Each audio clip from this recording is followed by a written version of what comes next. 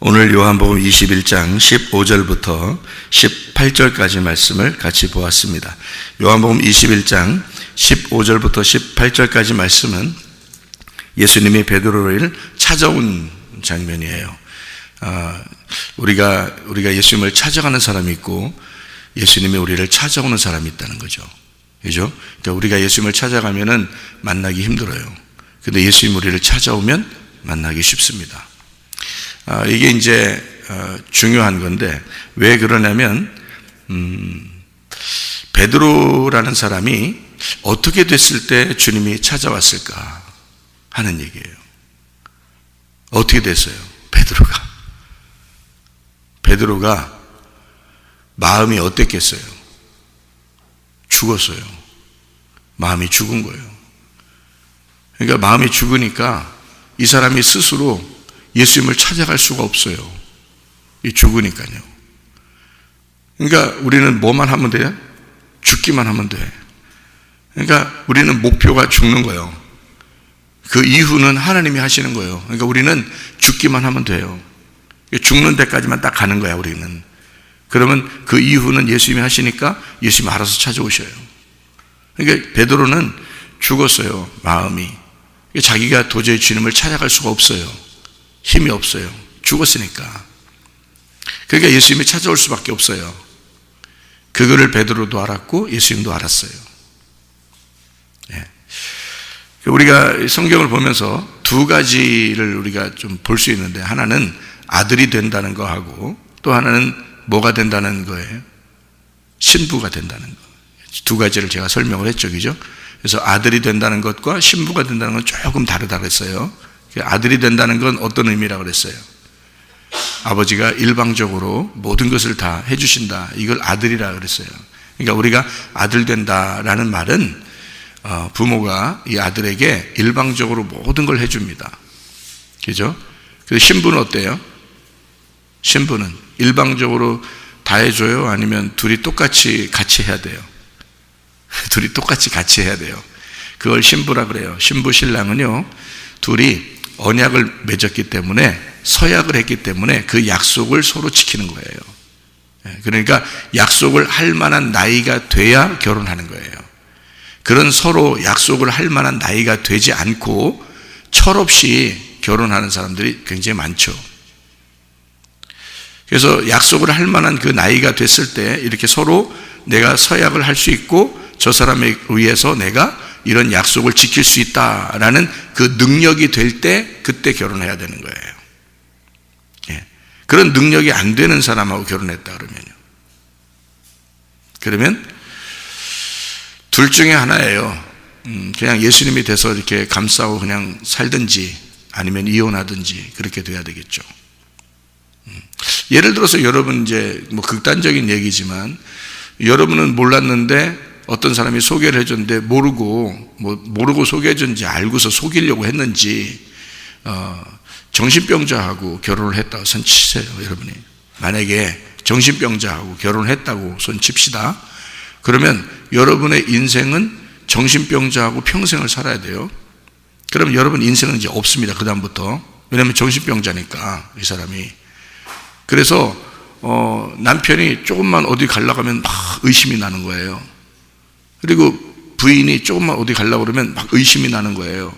그래서 못 견디는 거예요. 정신병이 있으니까. 그리고 막 굉장히 화가 나요.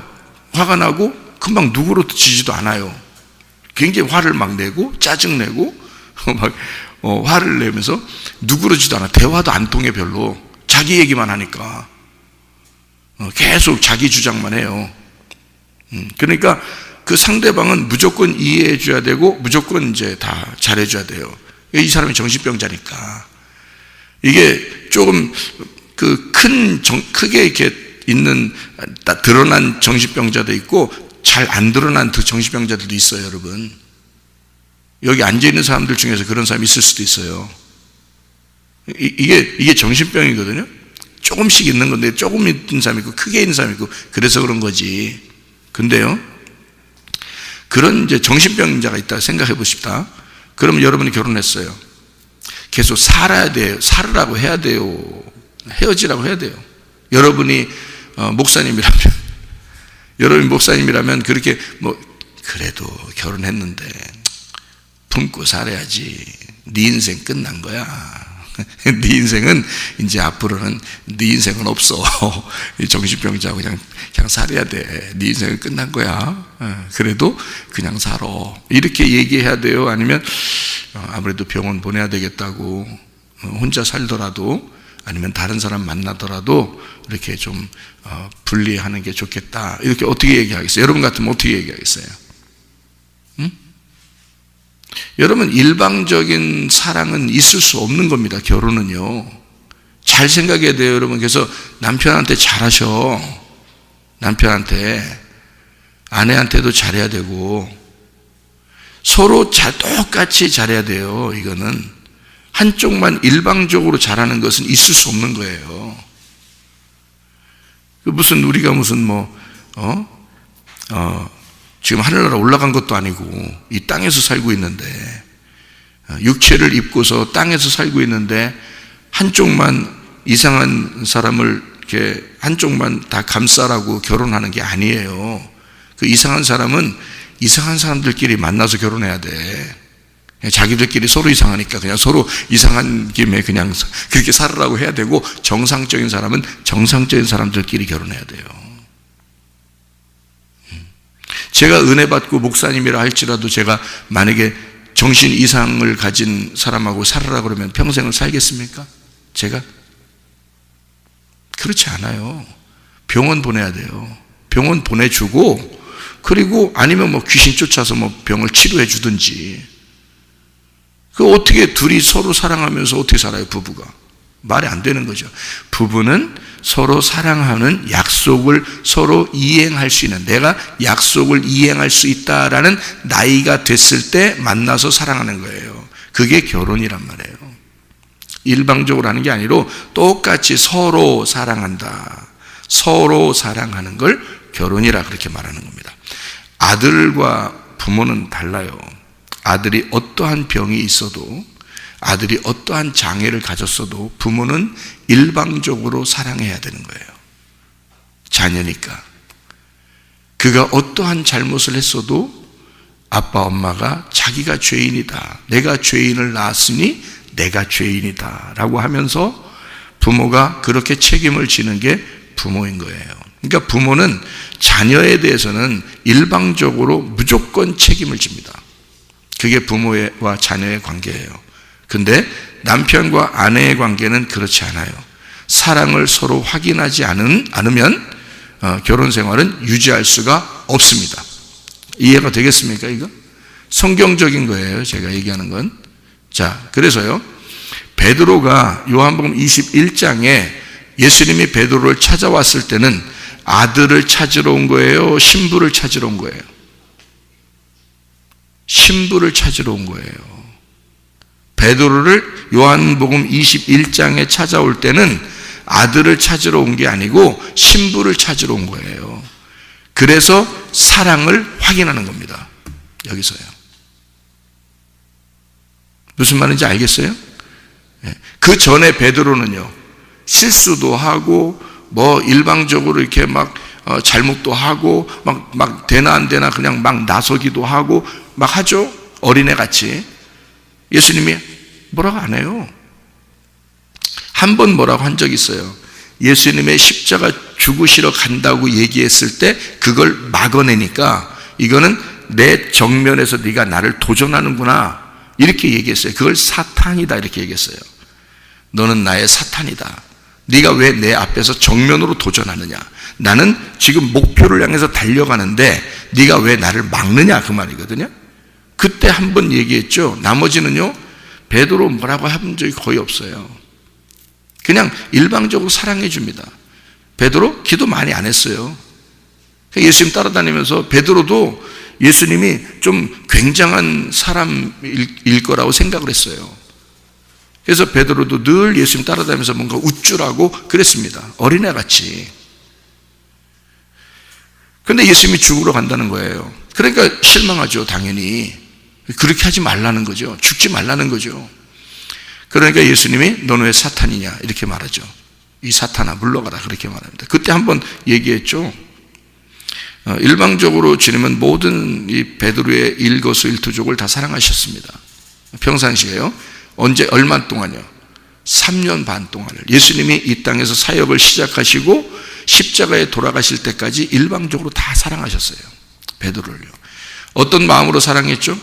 마치 목자가 양을 사랑한 것처럼 아버지의 하나님이 아버지가 아들을 사랑하는 것처럼 그렇게 사랑하셨습니다. 그런데 부활하고 난 다음에 예수님이 베드로를 찾아왔어요. 이때는 아들을 찾는 게 아니에요. 신부를 찾는 거예요. 자기 신부를 찾는 겁니다. 자기하고 함께 사랑할 신부를 찾는 거예요. 그래서 사랑을 확인하는 겁니다. 자, 이때 어떤 베드로였기 때문에 주님이 찾아와서 사랑을 확인했을까? 어떤 베드로이기 때문에? 마음이 깨진 베드로니까. 예. 마음이 깨졌어요. 죽은 베드로란 말이에요. 그러니까 주님이 이 베드로를 신부 삼는 거란 말이에요. 여러분, 그러니까 신부는 어떤 사람이 신부가 되는 거예요? 저는 이런 성경을 통해서 이렇게 성경을 읽으면서 있잖아요. 성경을 이렇게 통해서 신랑과 신부가 어떻게 살아야 되는구나라는 걸 제가 깨닫는 거예요. 뭐 다른 어떤 걸 뭐 이렇게 봐서 그런 게 아니고 이런 성경을 보는 거예요. 이렇게. 신부가 신랑하고 어떻게 해야 되는가를 생각하는 겁니다. 신랑과 신부는 죽어야 사랑하는 사람들이구나. 무슨 말인지 알겠어요? 죽어야 사랑하는 사람이구나. 그게 신랑과 신부구나. 여러분, 예수님은 우리를 사랑할 때 그냥 사랑하지 않죠. 어떻게 하고 사랑한다 그래요? 죽어서 사랑한다는 거예요. 나를 위해서 죽을 테니까. 예수님이 자기가 나를 위해서 죽으실 테니까 내가 너를 사랑하는 거야 라고 하잖아요. 그러니까 예수님은 죽음으로 사랑하는 겁니다. 우리를. 이해가 돼요? 그러니까 사랑하는 거야. 자기의 목숨으로 사랑하는 거예요. 자기의 생명을 내걸고 사랑하는 거예요. 그러니까 여러분 신랑과 신부가, 그러니까 남편과 아내가 세상에 살면서 그래 나도 내 생명으로 내 아내를 사랑하고 내 생명으로 남편을 사랑해. 그럼 얼마나 좋겠어요. 근데 예수님이 진짜 생명으로 사랑했다는 말은 진짜 죽었어요, 여러분.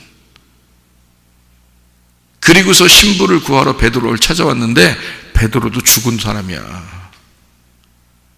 베드로가 3번 부인하지 않았으면 그가 그 죽은 양심이 깨어나는 그 죽음이 왔을까? 3번 부인하지 않았으면? 3번을 부인하고 양심이 깨졌어요. 그리고 자기 죽은 사람이야, 베드로가. 괴로워서 견딜 수가 없는 사람이에요. 거기다가 예수님이 와가지고 3번씩 물어보죠. 너 사랑하냐고, 나 사랑하냐고 물어보잖아요. 3번씩이나. 그러니까 3번 부인하니까 또 3번 물어보잖아요. 아주 잔인하시잖아. 이게 얼마나 사랑을 확인하는 겁니까? 잔인하리만큼 사랑을 확인하는 거예요. 너 정말 나 사랑하냐? 이거예요. 너 정말 나 사랑하는 거냐? 물어보잖아요. 여러분, 신랑과 신부가, 남편과 아내가 정말 당신 나 사랑하는 거 맞아? 정말 나 당신 나는 당신 정말 사랑해? 당신 나 정말 사랑하는 거 맞아? 아니, 사랑도 확인도 안 해보고 사랑합니까? 예수님은 우리한테 사랑을 확인하고 사랑하겠다는 겁니다. 자기는 죽었어요. 죽음으로 사랑한다고 했습니다. 고백을, 그죠? 그러면 우리 보고 너 죽어. 그리고 나를 사랑하는가? 내가 확인할 거야. 근데 여러분, 죽지도 않고 예수님 사랑한다고 그래요? 여러분, 진짜 자기의 죽음과 같은 생명을 내놓고 아내와 남편을 사랑하십니까? 그 의문 나죠? 그러면서 뭘 이 땅에서 뭐 목숨 바쳐 뭐 어쩌고 그럽니까? 예수님 사랑이나 잘하세요. 진짜 남편이 진짜 나를 위해서 죽으셨잖아요. 그게 진짜 신랑이지. 그 예수님과 정말 톡톡히 정확히 사랑을 나눠보세요. 그러면 그 예수님의 사랑이 우리 속에 들어와서 예수님의 사랑으로 아내를 보게 되고 남편을 보게 된단 말이에요. 그러면 우리가 사랑하는 게 아니라 예수님의 사랑이 그 사랑을 끌어낸다고요. 그래서 사랑하게 된다는 거지. 그게 진짜 사랑이고요. 그 예수님 안에서의 예배를 진짜 예배라 그러는 거고요. 그 예수님 안에서의 기도를 진짜 기도라 그러는 거예요. 예수님 마음에 품지도 못했어 놓고 뭔 기도한다고 그러고 뭔 예배를 드린다고 그러고 뭔 사랑을 한다고 그러고 뭔 결혼을 한다고 그러고 그럽니까? 뭘 결혼이 뭔지도 모르면서 사랑이 뭔지도 모르면서 생각을 해보세요. 그러니까 예수를 잘 믿어 예수를 진짜 잘 알게 되면요 사랑도 알게 돼, 결혼이 뭔지도 알게 돼, 예배가 뭔지도 알게 돼, 기도가 뭔지도 알게 돼요. 무슨 말인지 아시겠죠? 예수님이 베드로를 찾아왔습니다. 사랑하느냐 물어봐요. 첫 번째 사랑하느냐 물어볼 때는 아가페 사랑을 물어봤습니다. 네가 나를 사랑하느냐 아가페 하느냐 물어봤어요. 베드로가 뭐라고 대답했게요? 나는 당신을 필레오 합니다 라고 대답했습니다. 필레오 사랑한다 이렇게 말했어요. 아유 우리 같으면 대뜸 아가페 사랑 물어보면은 우리도 모르게 갑자기 제 애 아가페 사랑합니다 이렇게 말할 거 아니에요. 근데 베드로는 그러지 않았어요. 정직했습니다. 나는 당신을 필레오 합니다. 두 번째 주님이 다시 물어봅니다. 네가 나를 아가파오 하느냐 아가페 하느냐 물어봐요. 그러니까 베드로가 또 얘기합니다. 저는 당신을 필레합니다. 당신을 필로, 당신을 필레오, 당신을 필레오로 사랑합니다 라고 베드로가 얘기해요. 그래서 세 번째 주님이 물어봐요. 그러면 네가 필레이스, 네가 나를 필레오 하느냐 라고 물어봐요. 그럼 네가 나를 필레오 사랑으로 사랑한단 말이냐 라고 물어봐요. 그랬더니 베드로가 세 번째 물어보니까 한 번 고민해요. 왜냐하면 단어가 바뀌었으니까. 아가페로 물어보다가 필레오로 물어보니까 단어가 바뀌었잖아요. 그러니까 한번 고민하고 생각해요. 그런 다음에 다시 대답을 합니다. 예, 제가 필레오 하는 줄 주님이 아실 겁니다. 그렇게 얘기를 해요. 이 필레오라는 사랑이요, 인간적인 사랑입니다. 이게 형제들의 사랑이고 이게 남편과 아내의 사랑입니다. 서로 사랑이라는 얘기고요. 이게 필레오가요, 친구들의 사랑을 필레오라고 그럽니다. 그래서 친구라는 단어를 성경에서는 필레오라고 써요. 그러니까 필레오라는 단어는 사랑이라는 단어도 되지만 친구라는 단어도 돼요. 이게. 그러니까 필레오는 친구가 되는 겁니다. 그러니까 그래서 필레오라는 친구라는 단어가 헬라어에서 그렇게 나온 거예요. 필레오. 그러니까 친구, 곧 사랑 이 말이거든요. 그게 이제 친구 같은 사랑이에요. 그게 필레오입니다. 근데 아가페 사랑은 신의 사랑입니다. 하나님의 사랑, 무조건적인 사랑. 그 무조건적인 사랑을 가장 많이 닮은 게 누구라고요? 부모님이라고요. 자녀들한테는 그렇게 해줘야 된다고. 자녀들에게는 무조건적인 사랑이에요. 자기의 모든 걸 다 바치는 거예요. 그래서 자녀를 사랑하는 겁니다. 그게 부모가 가장 많이 하나님 아버지를 닮은 거예요. 부모의 사랑이죠. 이게 아가페 사랑입니다. 근데 필레오 사랑은 그렇지 않아요. 필레오 사랑은요, 친구 간의 우정, 친구 간의 사랑이기 때문에 네가 나한테 해준 만큼 내가 너한테 해준다. 이게 친구의 사랑이에요. 그러니까 필레오 사랑은 사실 여기서 성경에서 필레오 사랑이라고 베드로가 얘기할 때는 언뜻 생각하면 사랑이 좀 부족할 것처럼 느껴지죠. 근데 그렇지 않아요. 왜 그러냐면 그 친구는, 여기 이 베드로가 사랑하는 그 친구는, 예수, 그 사랑하는 그 친구는요, 베드로를 위해서 목숨을 바쳐 죽은 친구예요.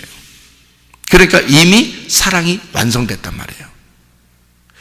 고린도전서 13장 13절에 보면 믿음, 소망, 사랑 이 세 가지는 항상 있을 것인데 그 중에 제일은 사랑이라.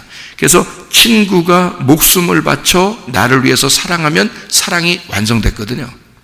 그 완성된 사랑, 당신이 나를 위해서 목숨을 바쳐 사랑해 주었기 때문에, 그래서 내가 당신이라는 내 친구를 위하여 내 친구를 사랑합니다 라는 필레오, 당신이 나를 위해 죽었다는 사실을 내가 이제야 알았습니다 라는 그 뜻이에요.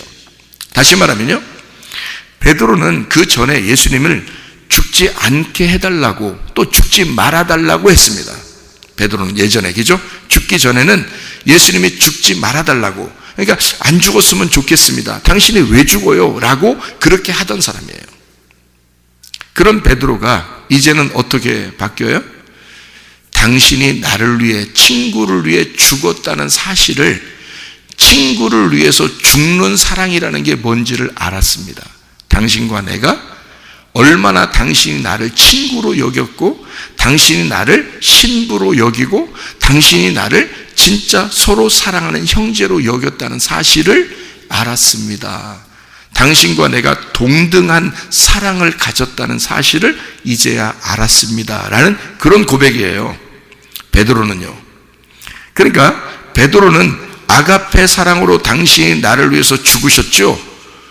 그 사랑을 내가 알고 위대한 하나님의 사랑으로 내가 사랑한다는 게 아니라 당신이 이 땅에 내려와 나를 위해 죽으신 그 사랑, 그 친구의 사랑을 내가 알았으니 당신과 나는 동일한, 동등한 입장에서의 가장 적합한 부부로서의 사랑을 내가 알았으니 내가 필레오합니다 라고 고백하는 거란 말이에요. 감히 무슨 베드로가 아가페 사랑을 하겠습니까? 생각을 해보세요. 그래서 성경에는 남편의 사랑을 아가페라고 나오거든요. 에베소서 5장에서도 남편은 아내를 아가페 하라 그래요. 아가페 사랑으로 해라, 그 말. 그게 누구에 대한 이야기라고 에베소서 5장에는 나와요? 결론적으로 그리스도와 교회에 대한 이야기다라고 써 있습니다. 그리스도와 교회가 그렇게 사랑하는 걸, 그리스도가 교회를 사랑하는 아가페 사랑이라고 돼 있는 거예요. 그 아가페 사랑에서 목숨을 버리잖아요, 신랑이.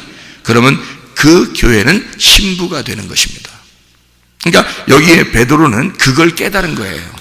그걸 깨달았어요. 자, 여기서 좀 우리가 하나 보고 맞춰야 될 게 하나 있는데요. 14절입니다. 14절 보면 이것은 예수께서 죽은 자 가운데서 살아나신 후에 세 번째로 제자들에게 나타나신 것이라 라고 되어 있습니다. 세 번째요. 참 희한하죠. 예수님은 이렇게 세 번이라는, 예수님이 부활하신 것도 3일 만에 부활하고요, 그죠? 3일 만에 부활하고 우리에게 모든 우리 그리스도인의 인생의 여정을 3일 길로 소개를 하고요. 아브라함도 이삭을 데리고 제사를 드리러 갈 때, 하나님이 드리라고 했을 때 그 모리아산으로 올라갈 때 말이에요, 3일 길을 올라가고 난 다음에 3일을 가고 난 다음에 멀리 보게 됐거든요. 예수 그리스도를 바라보게 된 겁니다. 하나님은 꼭 이렇게 애굽, 광야, 가나안처럼 이렇게 3일 길을 해놓고 노아의 방주도 1층, 2층, 3층, 3층으로 해놓고 이렇게 만나는 것도 세 번을 만나게 돼요. 부활하시고 난 다음에 세 번을 만나게 됩니다. 3일 길 같은 거죠.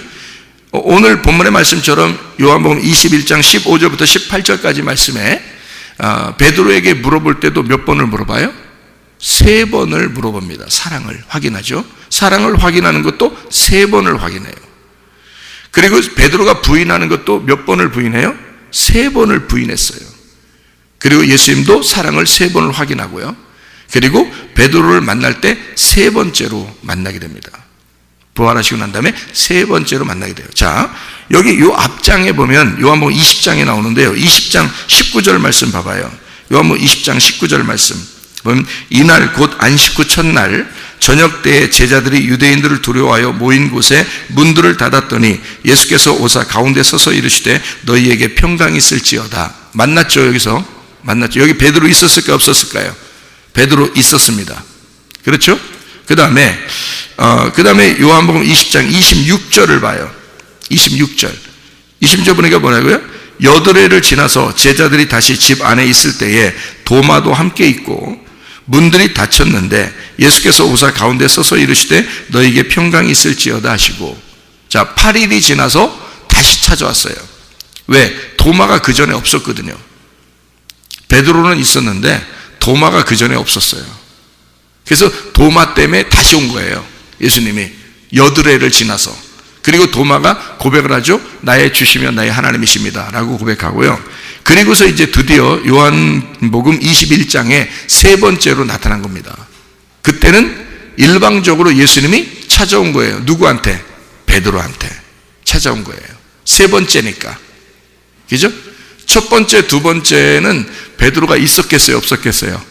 있었어요.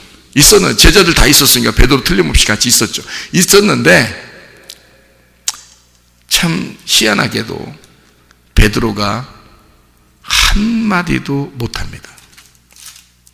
요한복음 20장에 두 번씩이나 예수님 부활해서 나타났는데요. 베드로가 한마디도 못해요. 왜? 할 말이 있겠어요?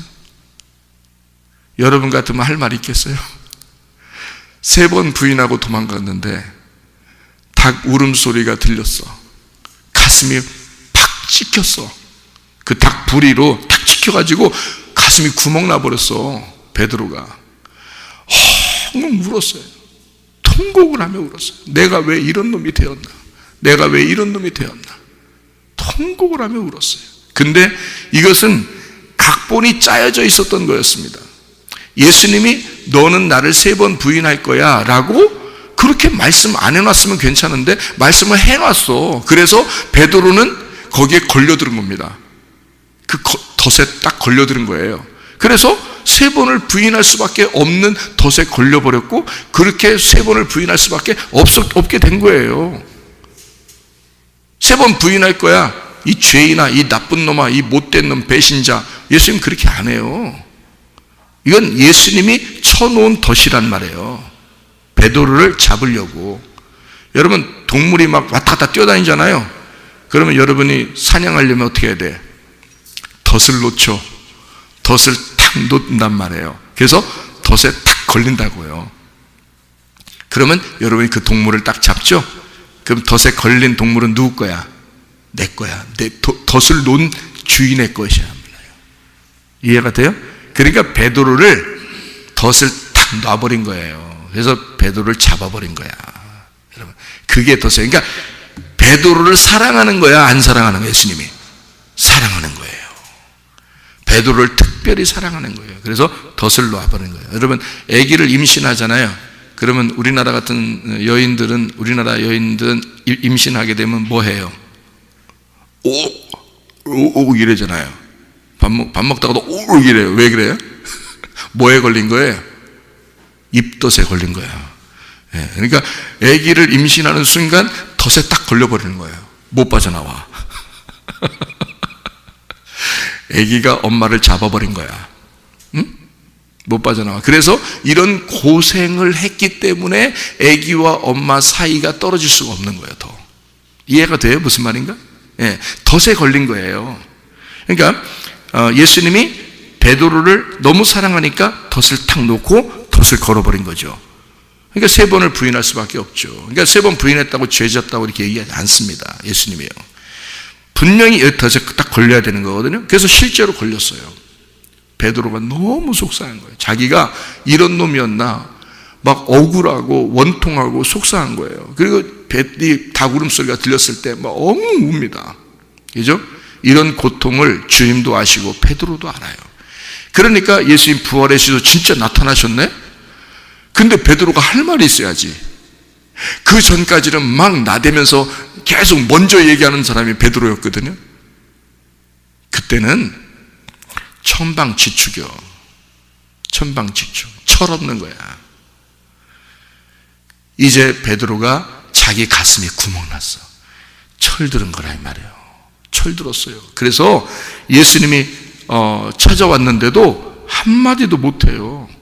성경에 나와 있잖아요. 한마디도 안 와. 베드로가 한마디도 못합니다. 요한복음 20장에는요.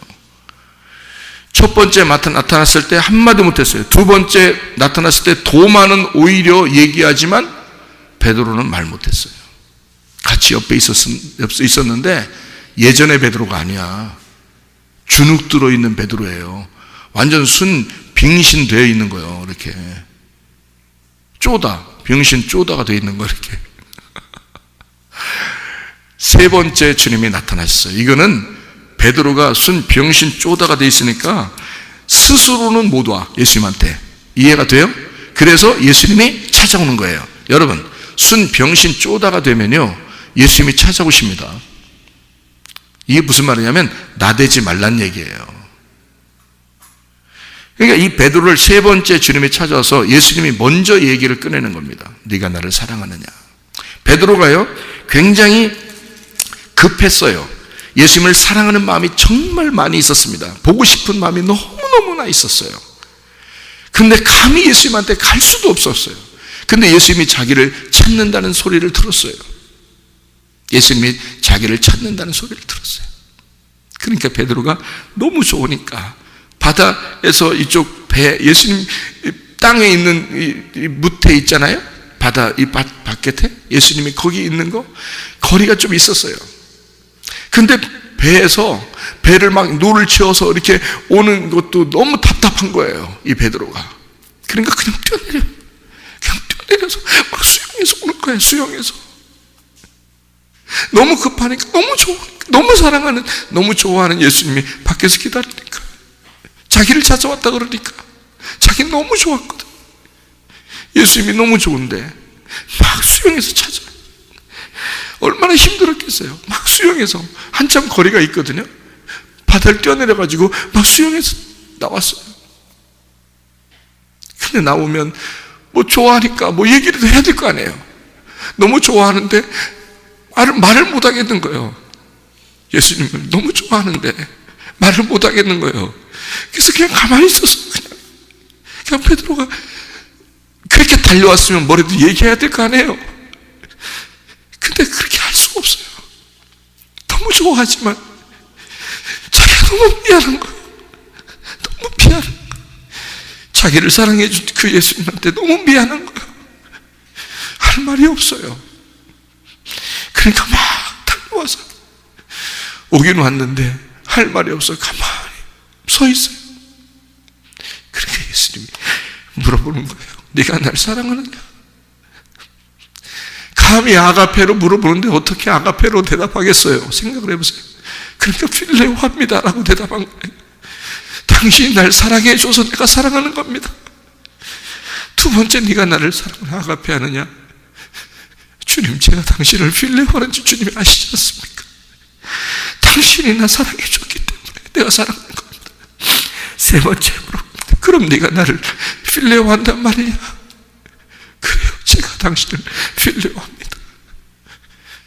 그러면 내 양을 먹이고 내 양을 쳐라.